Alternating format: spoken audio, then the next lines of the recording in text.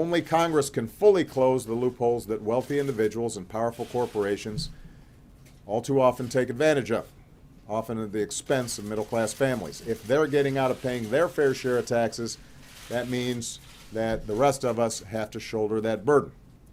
And I've put forward plans repeatedly to do exactly that. Close loopholes, make sure that everybody's paying their fair share, which would not only give people greater confidence in the system, but would be good for our economy. It would make sure that families and small businesses who don't have fancy lawyers and fancy accountants are being treated the same as big corporations who do. I think it's fair to say that Congress will not act on a big tax reform plan before the election that would shut down some of these loopholes.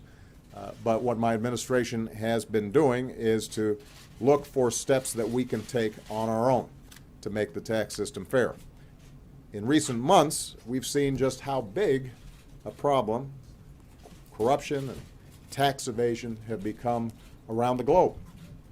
We saw what happened with the release of the Panama Papers, and we've seen the degree to which both legal practices of tax avoidance that are still unfair and bad for the economy, as well as illegal practices that in some cases involve nefarious activities continue to exist and to spread.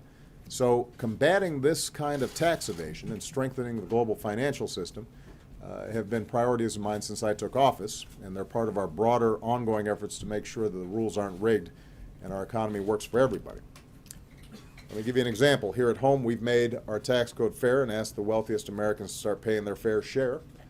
And last month, the Treasury Department took action to prevent more corporations from taking advantage of a tax loophole that let them shift their address abroad just to avoid paying taxes in America, taxes that they rightfully owe. We've taken several steps to make sure that our tax laws are enforced, including leading efforts to crack down on offshore evasion.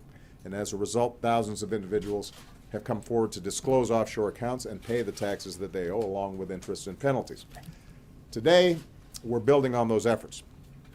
And I believe that you've heard from Treasury, but I want to amplify what they've told you in detail. Number one, we are requiring banks and other financial institutions to know, verify, and report who the real people are behind shell corporations that set up accounts at those institutions. One of the main ways that companies avoid taxes, or wealthy individuals avoid taxes, is by setting up a bunch of shell corporations and making it harder to trace where monies are flowing and what taxes are owed. We're saying to those financial institutions, you got to step up and get that information. Second, we're plugging a gap in our tax rules that foreigners can exploit to hide their assets to evade taxes.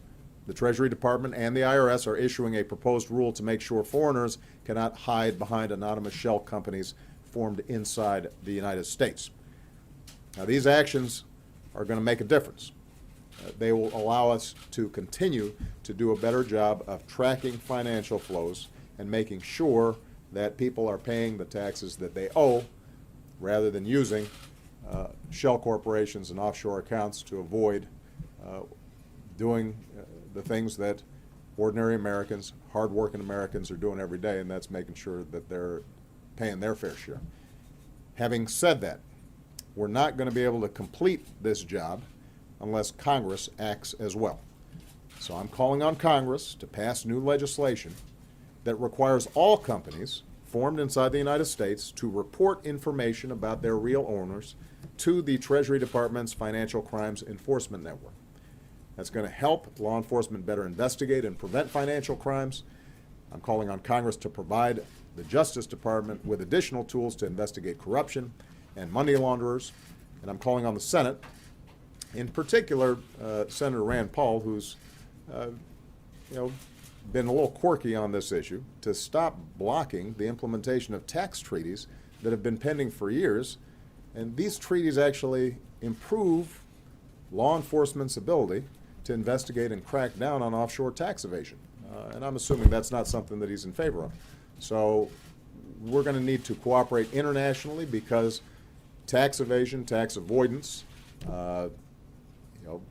money laundering, these things are all taking place in a global financial system, and if we can't cooperate with other countries, it makes it harder for us to crack down.